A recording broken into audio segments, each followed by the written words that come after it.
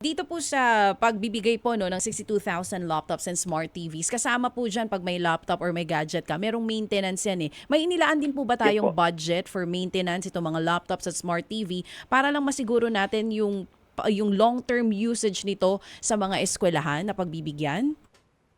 Yes po. I mean, in terms of maintenance, we have a 3-year warranty period po ng mga supplier.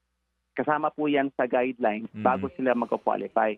So, ibig sabihin, kung may depektibo man mahanap sa mga devices, it's covered po by the warranty. Pwede na po ipa-replace yung mga unit na po nito. Oh, that's nice. Magkakaroon din po ba ng evaluation ang DepEd kung yung magiging outcome po nito sa mga estudyante natin kung sakali man? Kasi based on the EDCOM2 report, sinasabi din po nila na yung pagpapabuti po ng access ng quality and the technological aspect ng bawat eskwelahan, importante para sa kalidad ng edukasyon ng mga estudyante natin. Opo, I mean, right now we are trying to use tech po within the schools itself. It's a directive from the President himself. Sabi po niya sa SONA 2024 na digitalization must now be a standard in our schools. So we are now trying to incorporate po tech in teaching.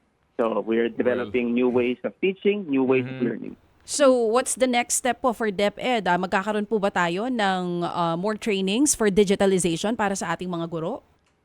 Yes po, because some of the teachers, they'll have to adapt nga to this new way of doing things with the gadgets that we are buying for the schools po. So, kasama na po to yung Teachers Education Council, yung para sa pre-service, yung NAEAP namin, yung National Educators Academy. So, sila po yung magtuturo po sa mga teachers po.